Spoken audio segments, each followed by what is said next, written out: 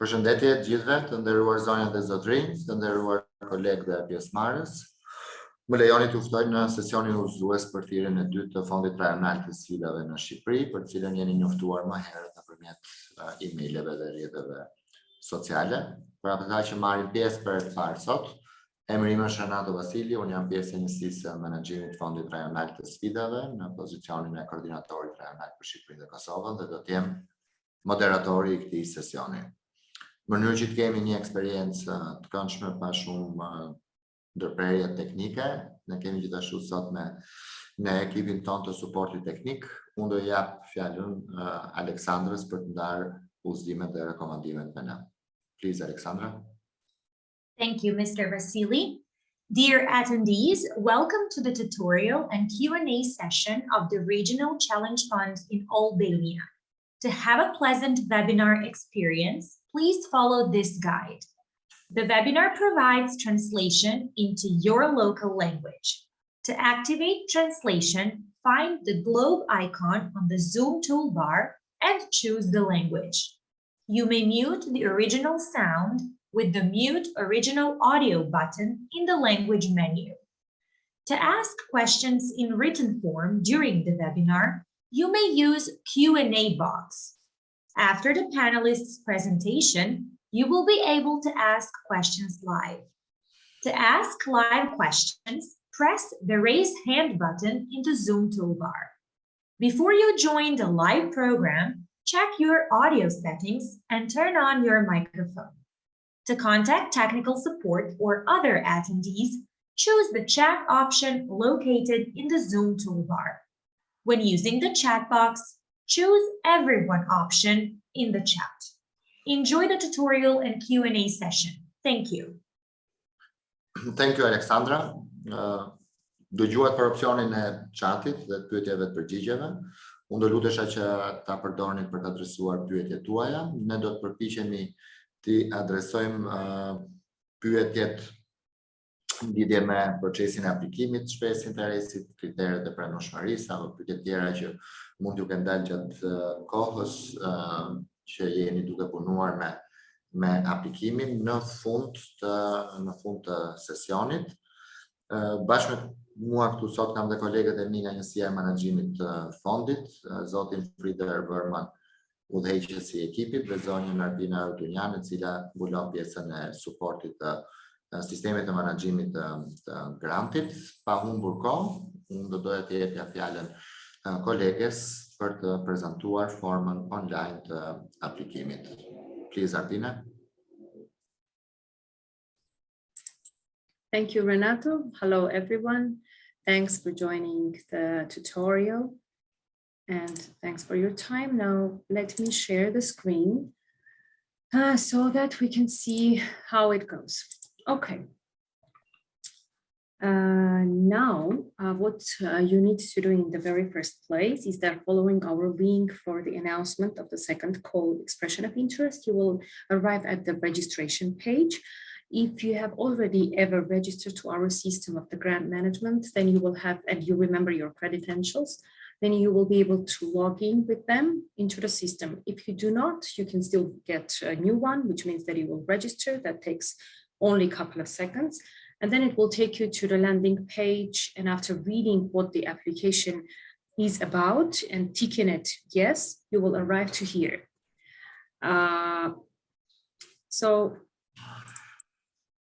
Okay, now this is how the application form itself looks like, and we'll be navigating through each of the sections and the pages to understand what they stand for and how do you need to fill them in to be able to submit.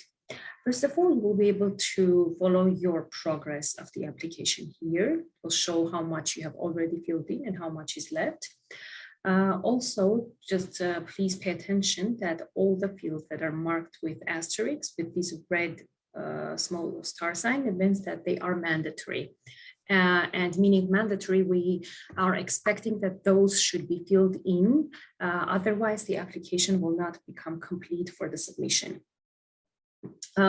Just a flagging note for you to remember that the deadline for the application is until midnight of the April 14th. So please already start. If you have not started, please already start, because we have just 2 weeks time from now to complete it and submit. Okay, now the application. It consists of 2 main tabs, application tab and participants tab. Now I will navigate you through the application tab, which is the main part of the application, and you will see how it should be done. The very first page or the section is the eligibility criteria. In here, we are mainly requesting very basic, bare minimum requirements that consortia should have in order to be able to apply to the RCF grant. And it begins with what we mean by saying consortia. So the consortia and eligibility, to be eligible to be called a consortia, is having 1 VTI at least, or any other vocational education institute. That could be the mixed school, that could be even university, could be training center, academy, and so on, and plus 2 partnering enterprises. So minimum of the consortia is 1 VTI plus 2 enterprises. That is what, that is the, then you become the consortia eligible to apply. Then it's if the training institute has been in operation for 2+ years, about the training places, about the ethnic minority groups, licenses, accreditation in place or not, if it's the formally recognized qualification that is provided by the VTI, insurance, and so on. And the requested grant amount, we need to keep in mind that is from 150,000 euros to 600,000. 600 is the ceiling for the RCF grant that we can offer. Then we will start filling in the data about the VTI themselves. So this is about the VTI identification information mainly. That's about the profile, their characteristics. So the VTI is itself called leading applicant. And what it means by saying a leading applicant, ultimately the leading applicant is the applicant in the consortia, is responsible for the consortia and responsible for submitting this application. And the first VTI is called the lead applicant. There, you can see it's their main data, main information, identification address, telephone number, contact person, what type of VTI it is, ownership of the VTI, number of the staff, number of the teachers. So pretty straightforward questions, nothing to confuse or cause a misunderstanding for you. And the same goes for the VTI2 in case you have VTI2 in your consortia. This is not mandatory. As you can see, there is no asterisk marks in here. So VTI2 is not mandatory at all. And if you have it, you fill it in for the VTI2, your second partner. If you do not, you just pass to the other page, which is about the enterprises, the partnering enterprises of the consortia. Here we keep on working with the same logic. We're providing main characteristics and profile information about the enterprises. So bare minimum of the enterprises is 2. In case you have, but up to 10 enterprises can be partnering in the consortia. So we have built the system in the way that it allows you to fill in up to 10 information for up to 10 enterprises. But enterprise 1 and 2 are mandatory. So here you put down how many enterprises you have. And again, the information goes the same: name, address, telephone, email, website, registration date, legal representative, what is the economic sector, for example, short profile of the enterprise, about the liabilities, whether they have any past liabilities or not, about their year-end results and so on. So, and the same goes for the enterprise 2, which is again mandatory. But enterprise 3 already is not mandatory. In case you have it, you fill it in. If not, then you can move on. Next page is again about enterprises. Absolutely the same information, but in the case you have more than 4 enterprises. If you have more than 4, you can tick yes, and it will give you the same boxes in here for 4 up to 10 enterprises.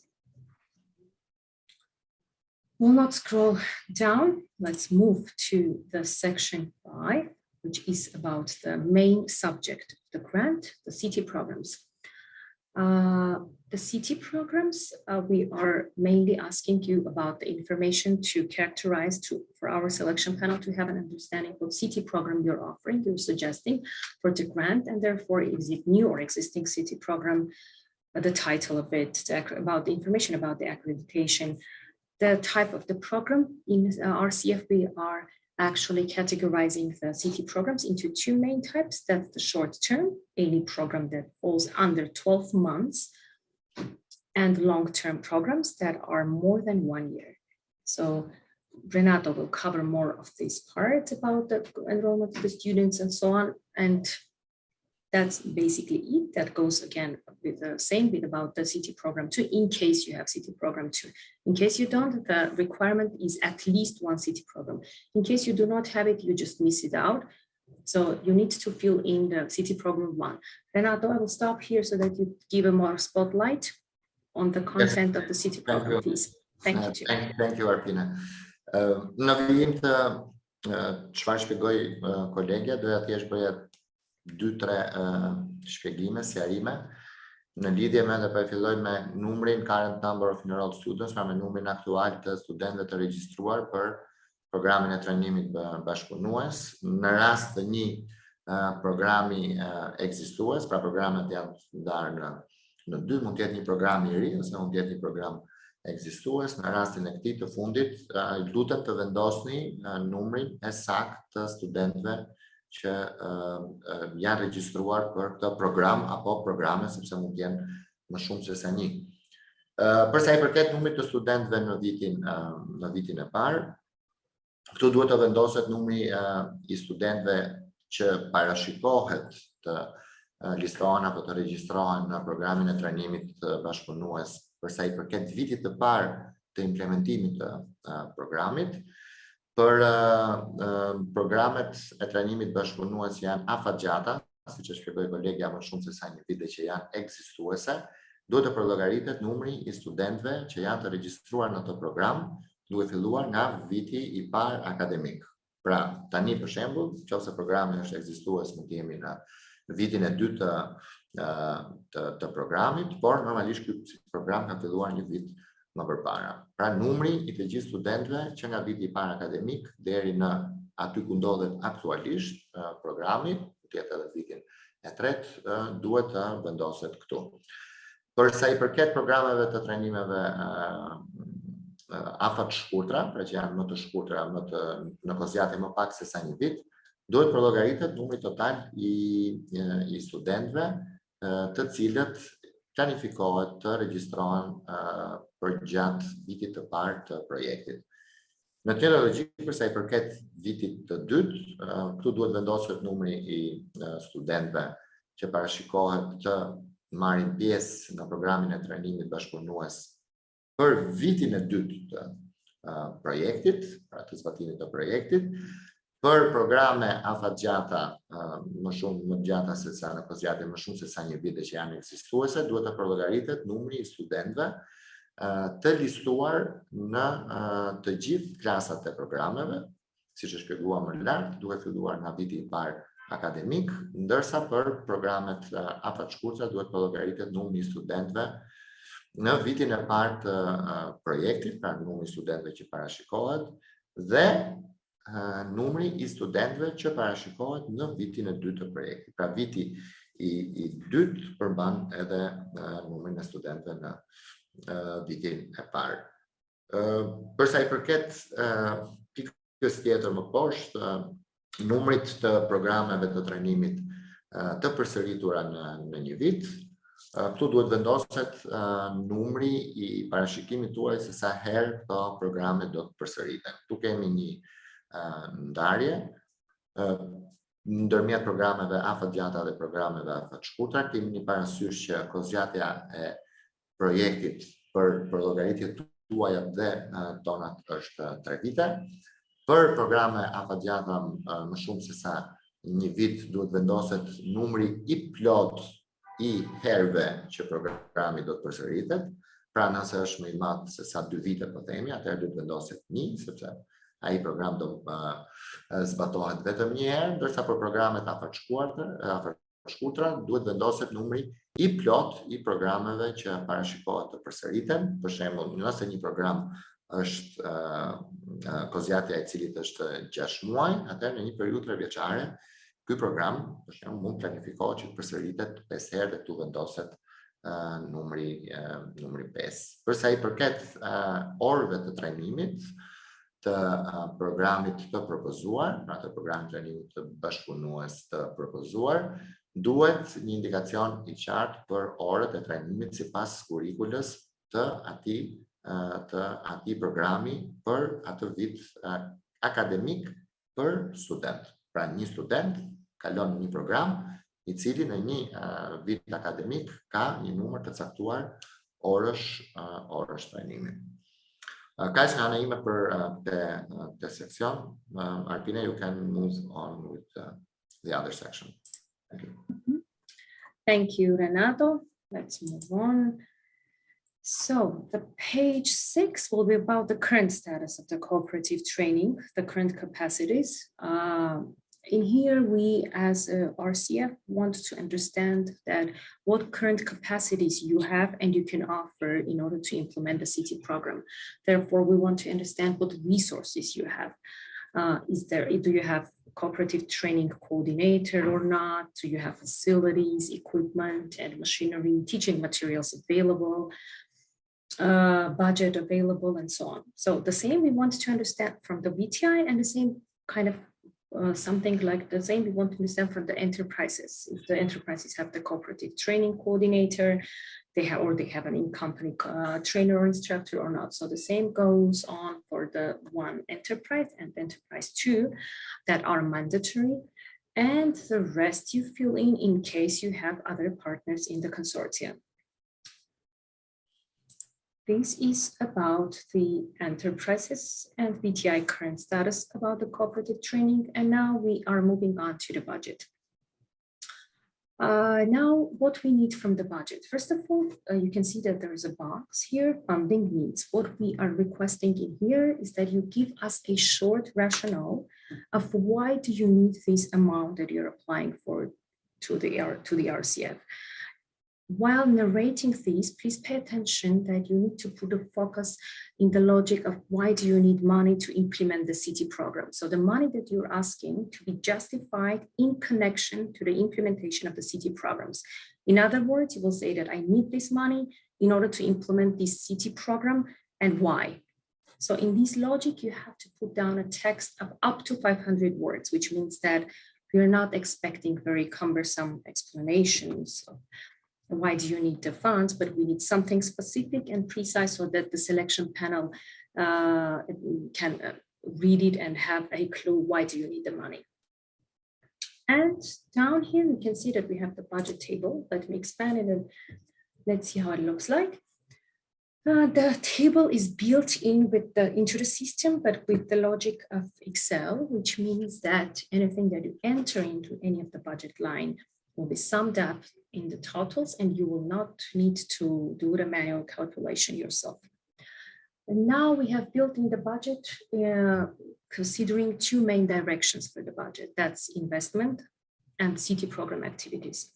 For the investment, we are asking 2 lines. That's the facilities, and with facilities, you can do renovation, adaptation, any construction work, any extension of the facilities that you already have that you will need in order to implement the project, and machineries and equipment, which is the second line in investment.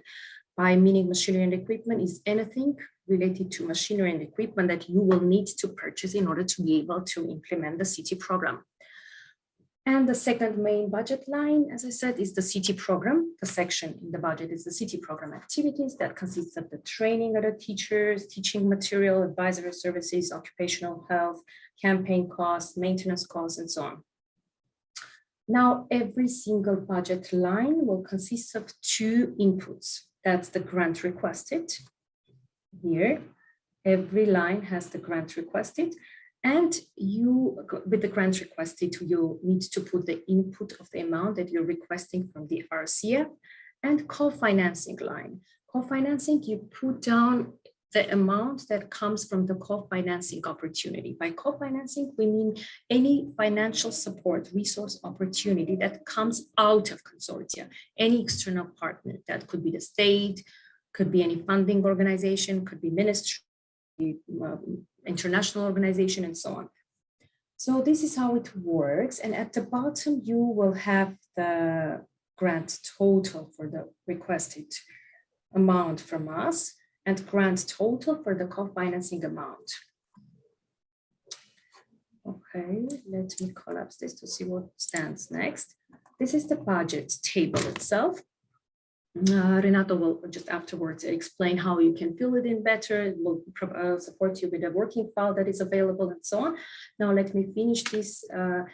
Also some of the narrative text that you need to fill in this section. It's the investment.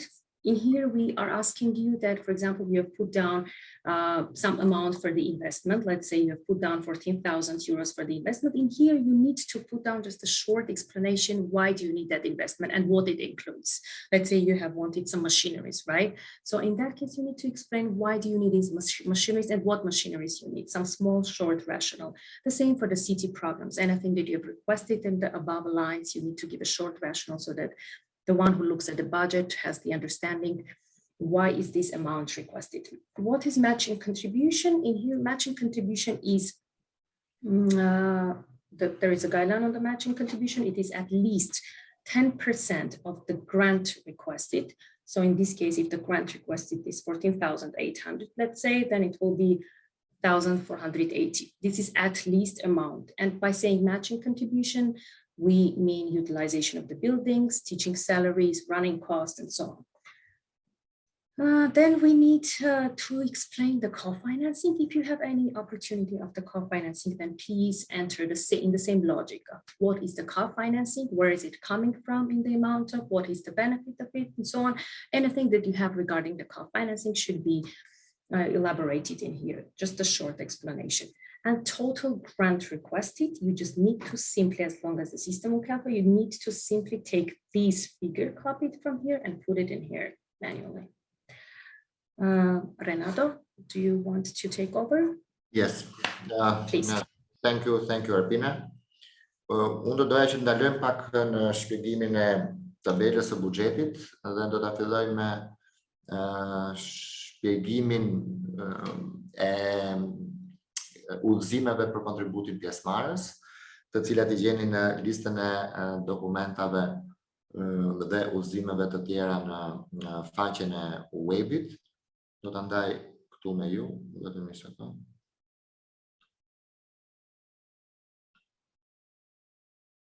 Atëherë ky është dokumenti të cilin e gjeni sikurse e thash në faqen tonë të webit, në seksionin e dokumentacionit për aplikim. Nuk e di sa nga ju mund ta kenë parë deri tani apo ta keni lexuar, por unë do doja që ta shpjegonim shkurtimisht këtu, sepse është e rëndësishme dhe ju ndihmon në të kuptuarit e konceptit të kontributit pjesëmarrës, po edhe të përllogaritjes. Për ata që kanë marrë pjesë në sesionin informues, ne kemi shpjeguar cilat janë kostot e pranueshme dhe kostot e papranueshme, dhe në kategorinë e kostove të pranueshme, cilat janë ato kosto që pavarësisht nëse financohen apo jo mund të shërbejnë si kontribut pjesëmarrës, dhe gjithashtu kjo vlen edhe për kostot e papranueshme, mund të ketë kosto të cilat apo investime që nuk mbështeten nga fondi, të gjitha këto janë udhëzimet e kriteret përkatëse. Por këto kosto mund të jenë të kualifikueshme, pra eligible, për të qenë pjesë e kontributit pjesëmarrës, ashtu sikurse ka edhe kosto që janë të papranueshme, por që nuk mund të jenë as të përfshira në kontributin pjesëmarrës. Shkurtimisht, cilat janë kategoritë e kostove që janë eligible apo të pranueshme për kontributin pjesëmarrës.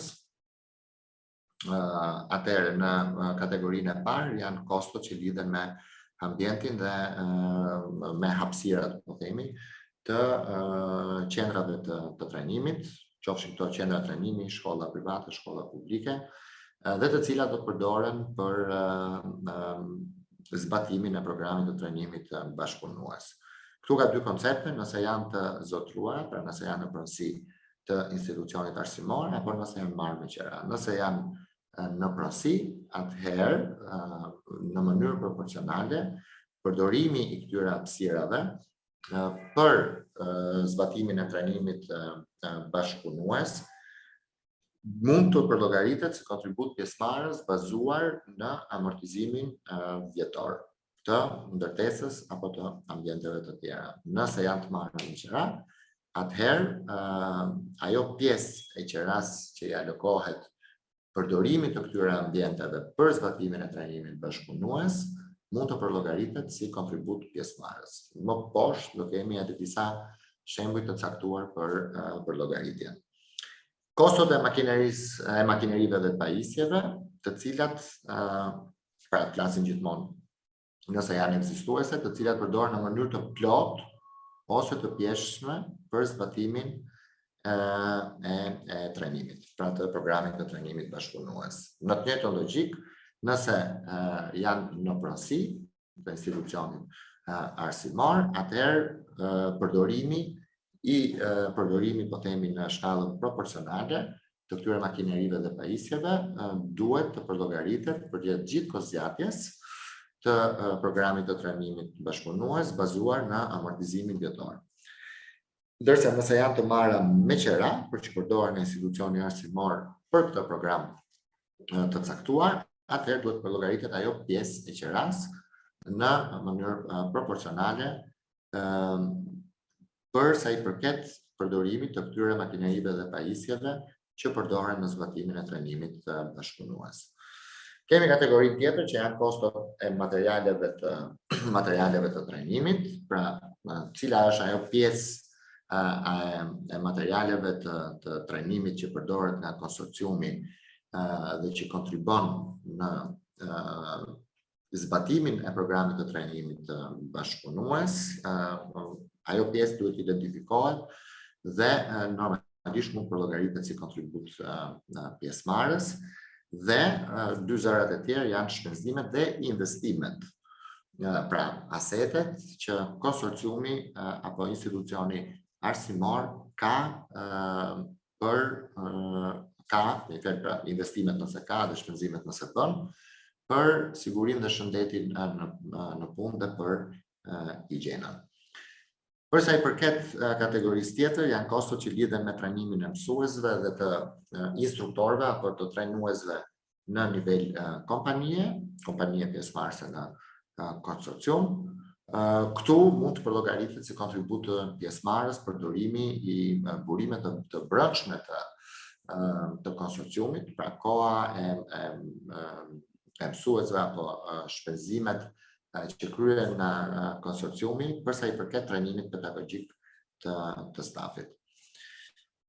Kostot që lidhen me mësuesit apo instruktorët të kompani, kjo është për të tekstuar të nuk janë kostot të pranueshme për financim nga fondi, sepse janë shpenzime operacionale, po përsa kohë që konsorciumi i përdor mësuesit apo kohën e mësuesve dhe të trajnerëve në kompani për zbatimin e programit e trajnimit bashkëpunues. Kjo kohë e përkthyer kuptohet në terma financiar, përdorimi i kësaj kohe mund përllogaritet si kontribut pjesëmarrës. Përsa i përket sërish dy kategorive të tjera që janë dieta, sigurimi, transporti, kjo është një kategori, pra këto janë zëra që nuk janë eligible për të financuar nga fondi, por që mund të përllogaritet si kontribut pjesëmarrës, për gjithë ato shpenzime që institucioni apo konsorciumi bën përsa i përket dietave, shpenzime transportit, pagesave apo sigurimit të shëndetit në punë për studentët, mundet që të llogaritet si kontribut pjesëmarrës dhe gjithashtu edhe kostot për mirëmbajtjen dhe shpenzimet mujore themi përsa i përket përdorimit të makinerive dhe përdorimit të ambienteve, të cilat i takojnë, po themi, këtij programit të trajnimit bashkëpunues. Për këtë arsye ne kemi përgatitur disa shembuj për llogaritjeje. Unë do t'i kaloj shkurtimisht një nga një për të krijuar ju një ide më të qartë se si mundet që teknikisht i përllogarisni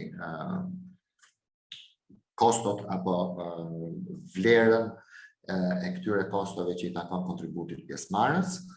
Në shembullin e parë është përllogaritja e përdorimit proporcional të aseteve kur ato zotërohen nga institucioni. Pra, me Y përcaktojmë amortizimin në fund të çdo viti për makineritë dhe pajisjet, në vitin e parë, të dytë edhe të tretë, me që është përdorimi proporcional i kësaj makinerie, pra pjesa e përdorimit që i takon këtij programi të trajnimit bashkëpunues, sepse ajo makineri, pajisje apo laborator mund përdoret për disa programe, por normalisht ju mund të keni propozuar vetëm një program, ndaj dhe duhet të përcaktoni se cila është pjesa që i takon këtij programi. Me të është kozjatja e programit të trajnimit bashkëpunues, më është matching contribution. Pra nëse kemi 3 vlera, po themi që amortizimi është 2500 euro në vitin e parë, 2000 euro në vitin e dytë, 1750 euro në vitin e tretë, kjo makineri përdoret 30% në një kozjate për 3 vitesh, atëherë matching contribution do jetë rezultat i shumës së 3 viteve vlerë amortizimi, shumëzuar me përqindjen e përdorimit të kësaj makinerie për programin, shumëzuar me numrin e viteve. Dhe kjo do t'japi vlerën e kontributit pjesëmarrës për këtë zë të caktuar në buxhet. Përsa i përket aseteve, dhe kur them aseteve, këtu përfshi makineri, pajisje, ambiente trajnimi, përdorimi proporcional të tyre, por kur janë të marra me qera, pra kur nuk zotëron apo nuk janë aprosit të institucioneve të arsimit profesional, me më shënojmë pagesën, po themi, mujore të qeras, apo të leasingu qoftë ky financiar apo operacional, me në numrin e pagesave në një vit caktuar, pra në një vit normalisht do të jetë 12, po themi, pagesat të qeras, me që e njëjta logjik përdorimi proporcional i kësaj makinerie, pajisje apo ambientit përse i takon zbatimit të programit, me të kozjatja e programit dhe më matching contribution për kontributit pjesëmarrës.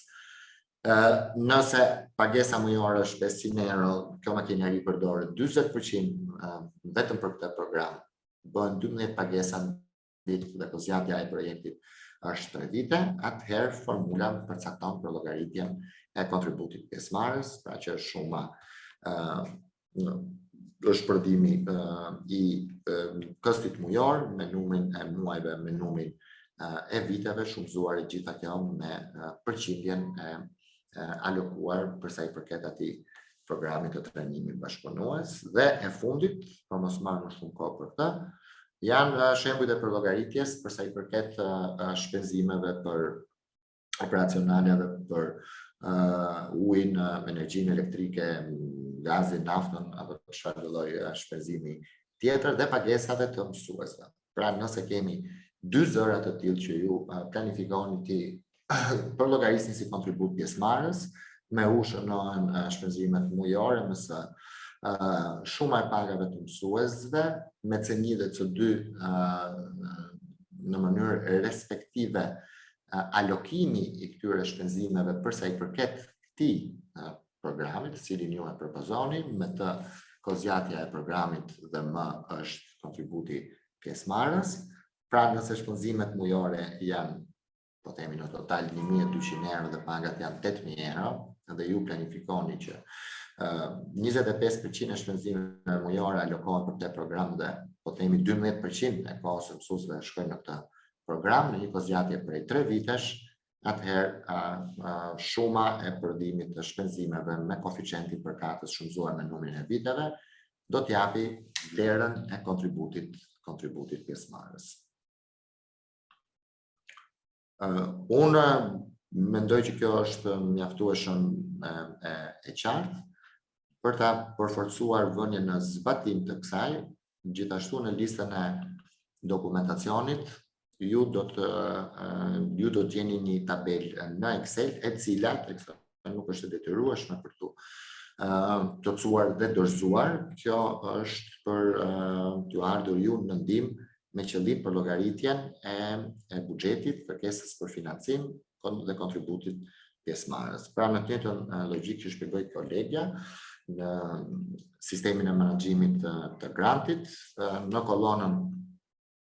kolonën e parë ne kemi zërat e propozuar të investimeve dhe aktivitetet e programit të trajnimit të bashkëpunues. Në kolonën e dytë është shuma e kërkuar e grantit. Dy kolonat e tjera janë përkatësisht kontributi pjesëmarrës dhe kofinancimi apo bashkëfinancimi dhe totali që është shumëtorja e të tre këtyre kolonave. Pra si kostot e pranueshme për financim, ne kemi përcaktuar investimet, u shpjegua investimet në ambientet apo në hapësirat e trajnimit mund të jenë përshtatja, rinovimi, zgjerimi apo edhe ndërtimi. Ju përcaktoni vlerën që mendoni apo që planifikoni dhe keni projektuar që është e nevojshme për përshtatjen e këtyre ambienteve me qëllim zbatimin e trajnimit, dhe vlera përcaktohet dhe vendoset në këtë qelisë në bazë të përllogaritjeve, siç e shpjegova më herët, të kontributit pjesëmarrës vendos një vlerën përkatëse dhe nëse ka apo jo bashkëfinancim në lidhje me këtë zë. Kolona e fundit do japi totalin e të tre këtyre vlerave. E njëjta gjë vlen edhe për makineritë dhe pajisjet që planifikohet qoftë të blihen të reja, pra me suportin e fondit, apo të përmirësohen, të bëhet upgrade me qëllim që t'jenë adekuate për zbatimin e trajnimit bashkëpunues. Vlera e makinerive dhe pajisjeve përcaktohet në qelizën këtu në të njëjtën logjikë dhe kontributi pjesëmarrës dhe bashkëfinancimi. Kostot e pranueshme e kemi shpjeguar dhe në sesionin informativ dhe gjithashtu ju gjeni në udhëzimet dhe kriteret, janë trajnimi, janë ato kosto që lidhen me aktivitetin e programit të trajnimit bashkëpunuesi, për shembull trajnimi i mësuesve. Si në logjikën e zërave të mëparshëm, përcaktohet vlera e trajnimit që ju planifikoni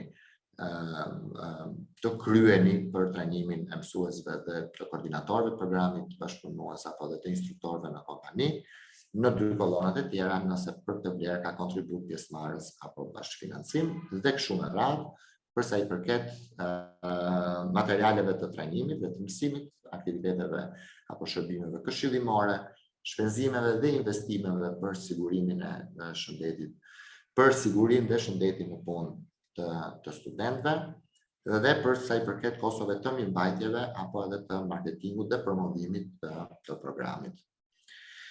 Kostot e papranueshme janë kostot operacionale dhe gjithashtu kostot që lidhen me shpërblimin financiar direkt të koordinatorëve të trajnimit bashkëpunues. Këto janë kostot të papranueshme për investim dhe për mbështetjen nga fondi, por janë kosto që mund të përllogariten si kontribut pjesëmarrës. Pra, këto që liza këtu janë bllokuar, ju nuk mund vendosni asnjë informacion, por normalisht sikur se e shpjegova në bazë të udhëzimeve për kontributin pjesëmarrës, ju mund të përllogarisni kontributin pjesëmarrës që buron nga këto kosto. Në fund fare, tabela në mënyrë shumë qartë do përllogarisë totalin e fondeve të kërkuara, për cilat ju aplikoni, kontributin pjesëmarrës, bashkëfinancimin dhe në mënyrë automatike tabela përllogarit dhe përqindjen e kontributit pjesëmarrës, e cila, sikur se u shpjegua edhe nga kolegja, duhet të jetë jo më pak se sa 10% e fondeve të kërkuara. Shpresoj që edhe kjo të jetë e qartë dhe nëse ka pyetje mund të më adresoni më vonë. Arpine, you can move on to the rest of the application form. Thank you, Renato. Okay, so this is where we stopped, the budget, Renato's very detailed explanation. Now let's move on. We are almost done with the major part of the application. This section 8 is about supporting documents. That's the supporting document of considering your memorandum of understanding, licenses, accreditation, registration document, letter of support, registration document for both VTI and enterprises. And please, when you upload a document to the GMS, scan them properly, please, in the PDF format so that they are visible to the experts that will be doing the evaluation. The final page on the application tab will be the declaration. You will need to tick in here when you read and as an acknowledgement for the declaration, and then your application will become 100% completed. Let's go to the summary. This means that you are done with all the 9 pages. Now, as long as this part is done, we move on to the second part to understand what we need to do here. So this part is created by the GMS in order to be able to involve your partners in the consortia into this grant application process and to get their final contribution as well, which means to get kind of their green lights to go ahead with the application. Therefore, you need to invite them to your application in order they can read and give their agreement. For that, you need to have 2 invitations as minimum to the 2 enterprises that you will have. If you have 10 enterprises, then you need to, let's say 10 or 8 or 9 enterprises, you need to invite every single enterprise to the system. By inviting, you basically fill in this data and put down the email. Please make sure that you have the correct email of the enterprise representative. Otherwise, they will not receive this invitation. It will remain pending in the system and your application will never become ready for the submission. This is very critical. Once you've filled in this, you send it to them and then they will receive the invitation link. It will take them to the registration page, very simple, and take them back to this application tab. They will see what you've done in here, which means that they will see these 9 pages, but will have only reading access. The writing access, editing access, they will have only to the section 3 and 4, which is related to the enterprises themselves, so that they can correct. The logic is that they can enter there and manually correct in case you have some unintentional errors about the profile or specifications of the companies, of the enterprises. They can correct it. In all other 7 pages, they can read. They should read, actually, not just can. They should read, because that's how the system registers that they have made themselves familiarized with the application. They need to open every single page, go through it, and then at the bottom, they will see Finish Contribution button. They will click on it and it will come to you in here. Like you can see, I have not invited any enterprises. This is a test application, but if you do invite, then in here it becomes pending. Here it's required. I need still to invite. When I invite, it becomes pending. When they complete, it becomes complete. And then after that, your application becomes 100% complete and ready for submission. In that case, you will have the submit application button at the very bottom of the application, which will mean that you have done the work and you're ready. It's ready to be sent to the GMS. What I wanted to important thing that I wanted to mention is that please make sure that the participants you have, you're going to invite, have enough time to do their Finish contribution part. And you do not have any technical issues, very last minute deals, and you do not miss the opportunity and the deadline to apply. Because this is especially actual in the cases of the consortia that have more than 2 enterprises. Imagine you have 8 enterprises. You have to write them, send these 8 emails. They have to receive them back, get their status also complete in order to be able to submit the application. So these parts, please be a bit attentive in here so that you do not miss the deadline. I think this is it, Renato. I'm done. Thank you for your attention and back to you. Thank you very much, Arpina. I will give the word to Alexandra now to explain the technical details of the Q&A session and asking live questions before I start with answering them. Thank you, Mr. Vasily. Dear attendees, now you have the chance to ask questions live. To ask questions live, press the raise hand button in the Zoom toolbar. Before you join the live program, please check your audio and turn on your microphone. To contact technical support or other attendees, choose the chat option located in the Zoom toolbar. Thank you. Thank you, Alexandra. Unë shikoj që ka një pyetje nga zoti Kushtrim Shalën, mos gaboj. Po Kushtrim, mund të pyesni. Përshëndetje, dëgjohem? Po. Faleminderit. Shall I switch in English or shall I? Jo, në shqip, s'ka problem. Okay. Atëherë, zote Vasili, unë përfaqësoj një kompani e cila është Vocational Educational Training e licencuar nga Ministria e Financave, operon për 3 vitesh.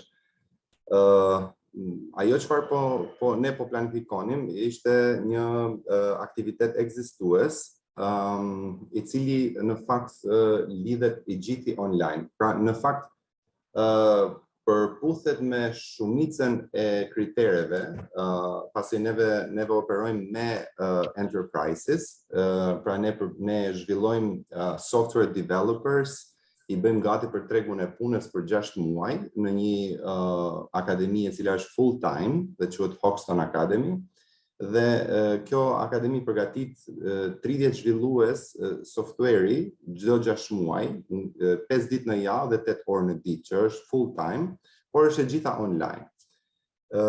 Funksionojnë në këtë mënyrë. Ne përgatisim inxhinierët, i bëjmë gati për kompanitë, për këto enterprises të cilat janë pak a shumë konsorcium, dhe këto na paguajnë neve paraprakisht për studentët që i bëjmë gati për punonjësit e tyre të ardhshëm, të cilët do të kenë të detyruar ta firmosin një kontratë 2 vjeçare me studentët, me punonjësit e tyre të ardhshëm. Në momentin që këta paguajnë paraprakisht tek akademia, ne kemi detyrimin që t'ja u bëjmë gati dhe ata kanë detyrimin që të punojnë për 2 vite.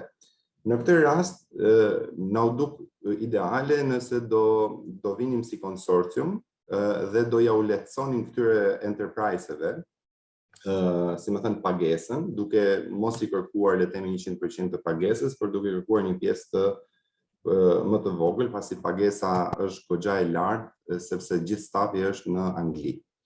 Pyetja ime është e tillë, duke qenë se kjo akademi inovative në vetvete, pasi pedagogët janë të njëjtët të cilët prodhojnë inxhinier për Facebookun, për Amazon dhe për shumë kompani të mëdha në botë. Ne operojmë online sepse nuk na duhen fare ambientet facilituese, e gjitha është prodhimi i forcës intelektuale dhe i talentëve në fushën e prodhimit softverit, që Shqipëria lek shumë në këtë fushë, jemi të fundit në rajon. Duke qenë në këto pozita, doja të pyesja nëse le të themi ka hapësira adaptimi nëse ne do të aplikonim, pasi që koncepti që ne kemi ngjason shumë me le të themi me thirrjen, mirë po çalon në disa elemente të cilat janë kostot operacionale, online. Më falë se zgjatova. Jo, s'ka problem, unë kuptova pyetjen, shpresoj të ketë qenë qartë edhe për dëgjuesit e tjerë, sepse mund t'i interesoj. Iniciativa është shumë e mirë, por duhet pasur parasysh diçka. Një pjesë e kritereve ju e përmendët që i plotësoni, është kriteri i licencimit nga Ministria e Financave në këtë rast. Dhe normalisht ne kemi një kriter tjetër, nëse ju e keni vënë re tek kuzimet.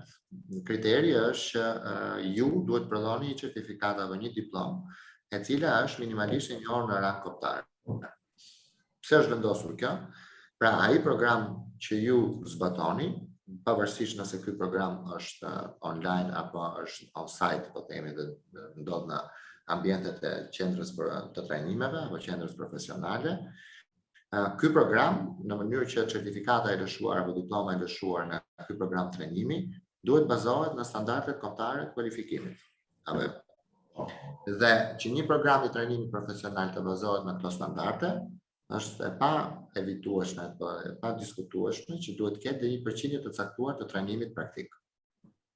Dhe më shumë se sa të gjitha tjerat, unë e shoh handikapin më të madh që ky program që ju keni, pra që i trajnon studentët online, si lidhet me trajnimin dual apo me trajnimin bashkëpunues, pasi këta studentë mësojnë online dhe pastaj shkojnë punësojnë direkt në kompani. Ku është elementi që është kryesori këtu, po, dhe që është trajnimi praktik që bëhet në kompani. Nëse ju arrini që ta integroni këtë në kurrikulën tuaj, kjo është e para. E dyta, kompania apo më fal institucioni arsimor profesional, në këtë rast qendra juaj e trajnimeve, duhet jetë regjistruar në Shqipëri, e licencuar në Shqipëri pavarësisht se me shkolla pedagogët i ka të huaj, pra duhet ndërthurni elementet e trajnimit praktik në kurrikul, kjo kurrikul tjetër miratuar dhe i certifikat apo diplom që lëshohet nga ju, të jetë në përputhje për sa i përket kërkesave minimale me standardet kombëtare të kualifikimit të programeve. Besoj se isha i qartë. Po, faleminderit, zoti Vasili, ishte e qartë. Vetëm nëse mund të bëj vetëm një shtesë të vogël rreth praktikës, sepse vetë fakti i të qenit një kurs intensiv 8 orë në ditë, 5 ditë në javë dhe 6 muaj të vitit, pra ka të përfshirë në vetvete praktikën, sepse studentët do të detyrohen që të dorëzojnë çdo ditë dhe çdo muaj nga një detyrë praktike për sa i përket le të themi të qenit gati për të punuar.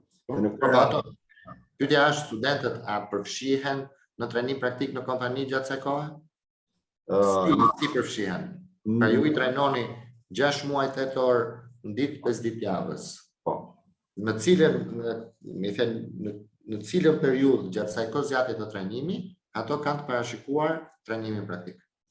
Muajin e fundit, që presupozohet muaji i 6, i cili është i gjithë i praktik, atëherë duhet inkorporuar në kurrikul apo në skeletin e kurrikulës të programit. E kuptoj. Dhe për këtë, kompanitë që marrin pjesë në konsorcium ofrojnë bashkëpunimin e tyre që t'i trajnojnë nga pikpamja praktike këto studentë. E kuptoj. Dhe duhet marrë një le të themi akreditim të kurrikulës përkatëse nga Ministria e Financës apo nëse është program trajnimi afat shkurtër, kam përshtypjen që licencimi është i mjaftueshëm. Është i mjaftueshëm. Pas ligjeve në fuqi. Për këtë mund ta diskutoni me Agjencinë Kombëtare të Punësimit dhe të Arsimit Profesional. Po, a është problem që neve le të themi gjithë fokusin e shpenzimit e kemi kryesisht tek shpenzimet operacionale, sepse ne sepse shpenzimet operacionale janë kosto të papranueshme. Pra, rrogat e pedagogëve, të cilët nuk janë Ja. E kuptoj. Me një fjalë është jo e ide. Shumë faleminderit. Faleminderit. Dhe ja fjalën zotit Ilir Tafaj. Përshëndetje. Ju nuk jeni. Përshëndetje, më quaj Rizarta, po flas në emër të presidentit të shkollës New Generation, zotit Ilir Tafaj. E dëgjuam sqarimin tuaj shumë ndihmues, ju falenderojmë për informacionet. Do të kishim një pyetje. New Generation faktikisht e ushtron aktivitetin e saj prej 12 vitesh si ofrues i arsimit dhe formimit profesional dhe kemi programe 2 vjeçare të mirë strukturuara.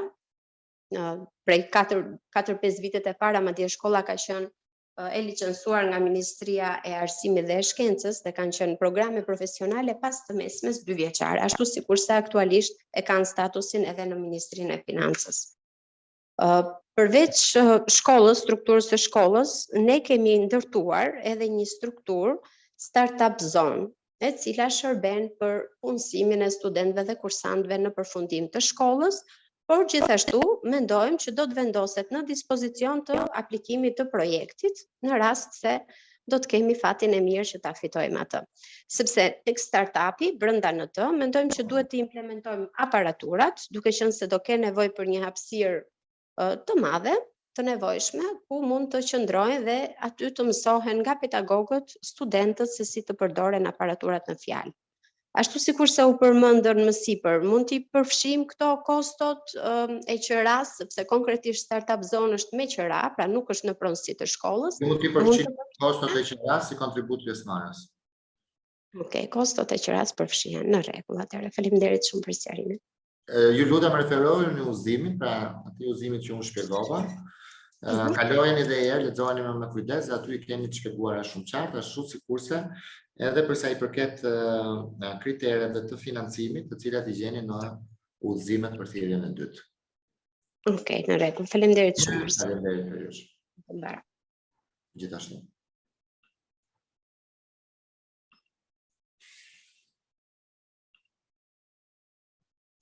Po, Koli. Keni pyetje apo? Zoti Koli Sinjari.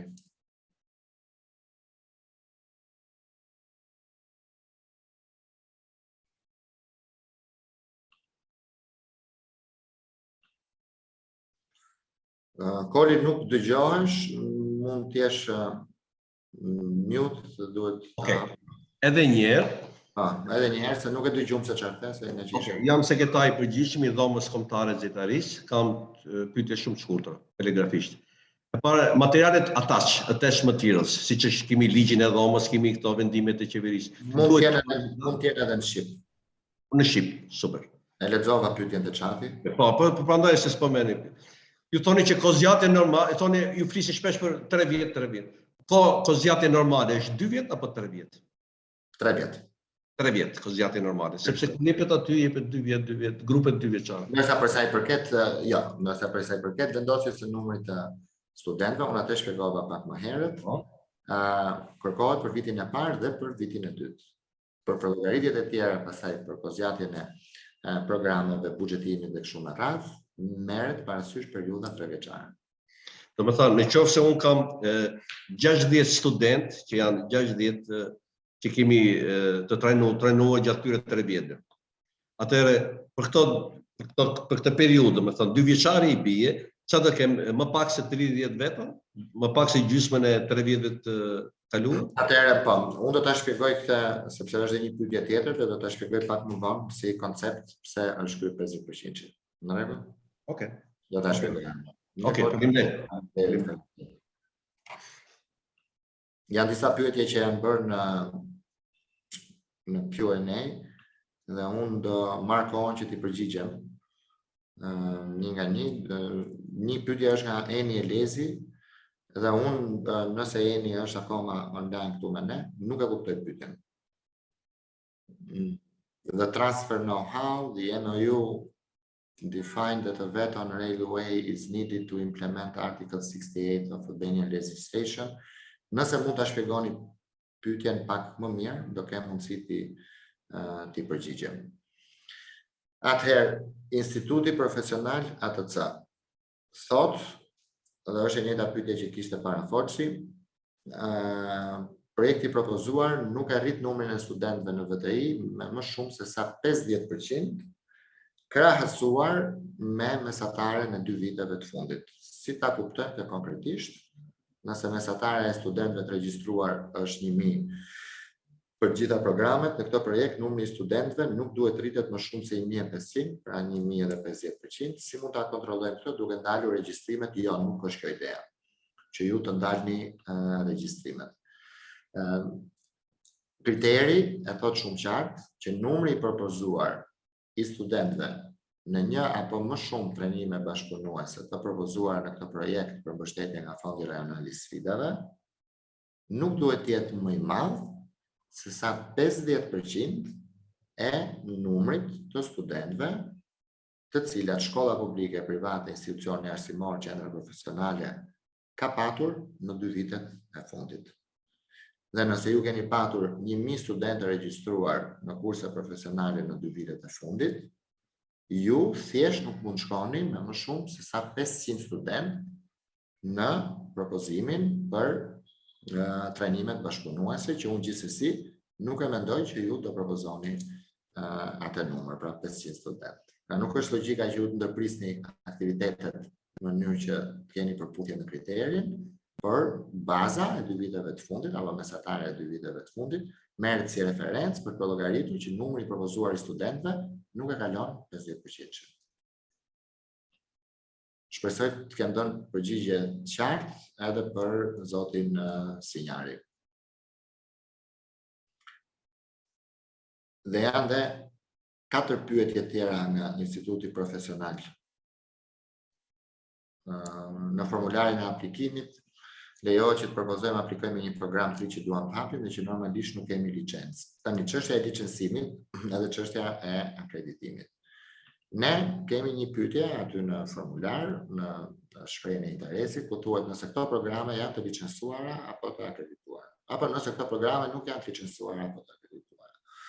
Ju mundet mos i keni programet e licencuara dhe të akredituara, por normalisht keni parasysh që për sa kohë që ne e kërkojmë apo duam që ta identifikojmë si licencim apo akreditim, pra mungesën apo ekzistencën e licencimit dhe të akreditimit, ky është, po themi, kriter krahasues me konsorciumet e tjera që kanë apo jo licencimin dhe akreditimin. Ju mundet që të aplikoni për licencimin dhe të na dorëzoni si dokument, me qenë se keni pyetur për këtë, patjetër që po, por në rast se shpalleni fitues, licencimi dhe akreditimi i programeve duhet të ndodhin më përpara se sa ju të vijoni me procedurat e tjera që është marrëveshja e fondit dhe kështu me radhë.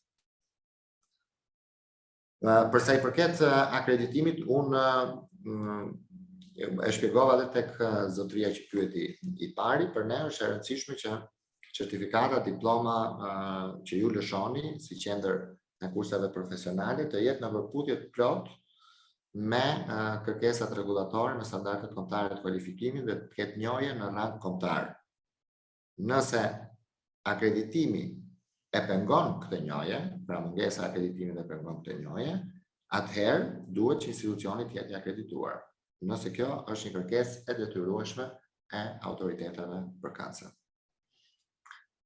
Pyetja tjetër është a lejohet një nga kompanitë partnere të jetë në më shumë se një program? Po, nëse për çdo program ka kapacitetet e duhura të trajnimit.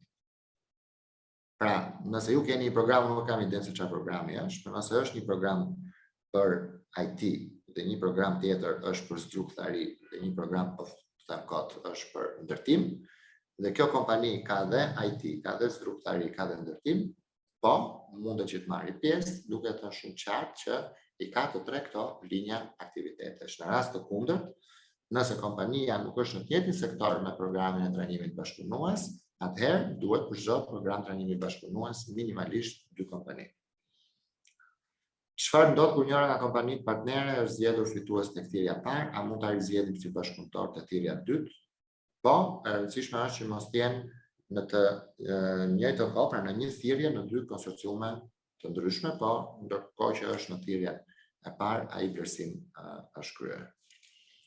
Kështu që shpresoj të kem qenë i qartë për përgjigjet. Vilma Piroli, a mund të klasifikohet si e ligjshme e regjistruar prej më shumë se sa 2 viteve, një vetë e cila është themeluar në 2017, ndërkohë që ka ndryshuar statusi në 2020. Aksioneri është i vetmi për njëjti për 2 fazat? Po. Në qoftë se është i njëjti aktivitet dhe në qoftë se ju keni një dokument sqarues që nga person fizik u kaloi në SHPK apo në SHA në vitet pasardhëse, patjetër që po konsiderohet sepse dhe gjithmonë nëse të ndjek të njëjtin aktivitet, pra edhe si SHA apo si SHPK ndjek aktivitetin e trajnimeve profesionale sikurse ka qenë regjistruar si person fizik. Ndërsa për sa i përket pyetjes po nga Vilma me 50% që krahasuar me mesataren e 2 viteve të fundit, mendoj se u përgjigja.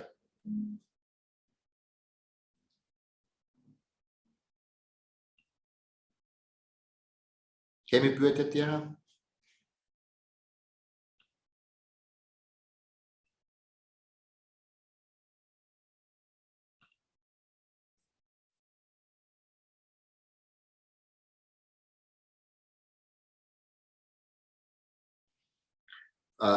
Mr. Janic, Emir Janic is asking whether 2 VTIs can apply for the same project. I don't really understand. Nëse të 2 VTI janë në një konsorcium, apo 2 VTI të ndryshme për të njëjtin projekt me të njëjtat kompani. Ma sqaroni pyetjen që t'jap përgjigjen e qartë.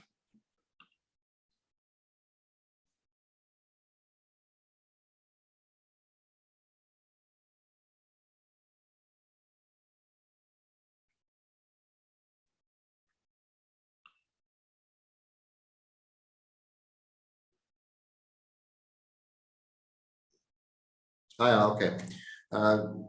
Në një konsorcium, kjo është përgjigje për zotin Xhanić, në një konsorcium mundet që, ose më saktë, kriteri thelbësor për formimin e atij konsorciumi është një VTI dhe 2 kompani të regjistruara në vendin përkatës. Pra në këtë rast, nëse aplikimi bëhet në Shqipëri, një VTI dhe 2 kompani duhet të jenë të regjistruara në Shqipëri. Nëse këtij projekti do t'i bashkohet dhe një VTI tjetër që është regjistruar në një shtet tjetër, dakord, mundet, ashtu sikurse mund të jetë një kompani e interesuar në një shtet tjetër t'i bashkohet këtij konsorciumi. Kështu që po mundet si VTI e dytë në konsorcium. Yes, you can speak, Mr. Xhanić. Just raise your hand and I allow you to speak.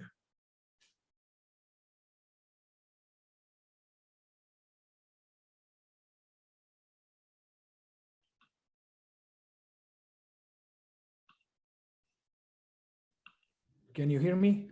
I hope that you... Yes. Oh, cool. Very good. The question is actually very simple. There are 2 universities that we collaborate traditionally on many projects, Erasmus and similar. And I wonder if we can apply for the same project. Each of us can bring 2 industrial partners within the consortia, so we can apply as a 2-country consortia from Albania and Macedonia, having VTI from each. We are 2 universities, so we are completely eligible as such. And we have very similar project, therefore very compatible one that can fit into the budget that you have defined. So that is my question. Can we formally apply as the one single project? You can apply as the one single project, and the leading applicant in this case should be the VTI in Albania, yes? Okay, that's correct. That's correct. Thank you so much for this answer. We are going to prepare it in this way. Thank you. Thank you, Emir. Thank you.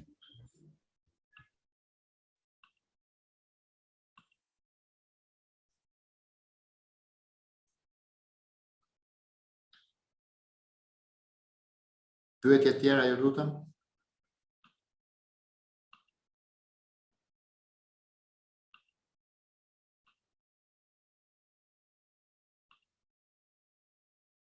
Po, zoti Dritan Nito. Përshëndetje Renato, si e mirë? Përshëndetje Dritan, si jeni? Një pyetje të vogël. Unë jam në një shkollë profesionale në Fier, 4 vjeçare, e mesme profesionale. Ne festojmë si 50 vjetorin. Edhe kemi edhe kemi 7 drejtime të ndryshme. Puna është që ne duam ndihmë në 2 drejtime. E para që duam të shtojmë numrin e klasave, sepse kemi 25, na duhen minimumi dhe 34, gjithsej 34. Domethënë po mendojmë për të shtuar edhe një kat tjetër godine. Nuk e di si aplikojmë një firmë tjetër që të bashkëpunojë me ne për këtë gjë, për të shtuar një kat. Domethënë duhet të regjistroj këtë firmë në formular, dhe së dyti kemi nevojë të ngutshme për laborator kompjuterash për klasat TIK. Edhe kjo është nevoja e dytë, edhe ndoshta duhet një firmë e dytë për këtë. Tani pyetja është, a duhet të jetë kjo firmë e dytë që do të siguroj këto vetëm një firmë tregtare, apo duhet të jetë edhe që duhet të siguroj edhe trajnime? Do të ndërpres pak detaj, se më duket se ka një keq kuptim këtu në konceptin e të gjithë projektit nga rajon apo të aktivitetit të fondit rajonal të sfidave. Ky është një program kompetitiv, që do të thotë të gjithë pjesëmarrësit këtu sot, të cilët janë të interesuar që të aplikojnë, do konkurrojnë me të gjithë pjesëmarrësit në 5 vende të tjera të rajonit Ballkanit Perëndimor. Kur flasim për kompani pjesëmarrëse në një konsorcium, flasim për kompani tek të cilat studentët duhet të shkojnë për të bërë trajnimin praktik dhe këto kompani bashkëpunojnë me ju. Nuk është fjala për kompani që të ndërtojnë një kat apo të pajisin klasa me kompjutera dhe pajisje të tjera. Thelbi i formimit të një konsorciumi është një institucion arsimor publik ose privat, këtë rast ju jeni publik, minimumi, 1, dhe 2 ndërmarrje, apo 2 kompani. 2 kompani dhe shkolla formojnë një konsorcium në bazë të një marrëveshje mirë kuptimi apo bashkëpunimi ndërmjet tyre, e cila gjendet në faqen tonë, dhe bien dakord se cili do jetë roli i secilit për këtyre aktorëve apo partnerëve në këtë konsorcium. Shkolla ka një program të caktuar për cilin aplikon, që mund të jetë në një drejtim, nuk e di, elektricist po themi, po supozoj. Ju bëni planifikimin që ne na duhen, do kemi 60 studenta të regjistruar në 2 vitet e ardhshme për këtë program. Kompanit marrin përsipër që këto 60 studenta do t'i trajnojnë nga ana praktike në ambientet e tyre me synimin për t'i punësuar më vonë. Nëse juve për këto 60 studenta ju duhet një kat shtesë, ju duhen disa klasa dhe ju duhen disa kompjutera apo laborator, atëherë ju paraqesni buxhetin apo kërkesën tuaj për financim, sipas edhe shpjegimit që bëri kolegja dhe bëra unë, dhe gjitha kjo ndodh në plotësimin e formës të shprehjes së interesit, e cila gjendet në sistem online. Pra ju bëni një aplikim dhe futeni në konkurim bashkë me pjesëmarrësit e tjerë. Isha I qartë nëse? Po, kuptoj. Shumë faleminderit Renata. Rafsh. Lutem.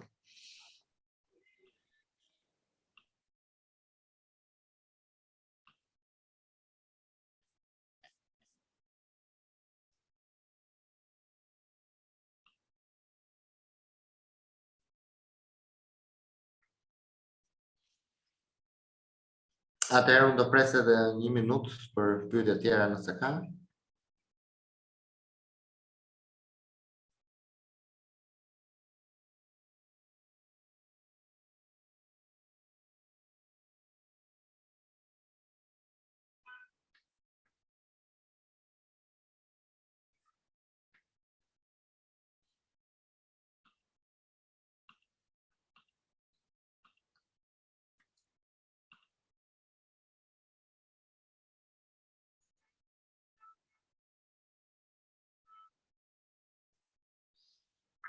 Okej, atëherë unë shpresoj që të ketë qenë një sesion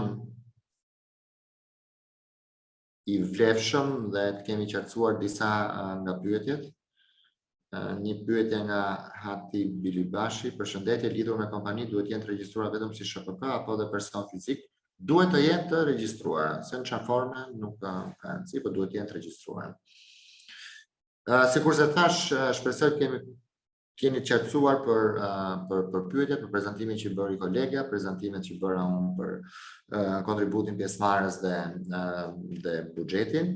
Ju falenderoj për kohën që ishit këtu me ne sot. Falenderoj kolegët Arpinen dhe Friderin dhe përkthyesit dhe kolegët e suportit teknik. Për çdo pyetje mund të më adresoni lirisht me email tek info apo në adresën time dhe ju uroj shumë suksese me aplikimin. Ditën e mirë dhe mirupafshim.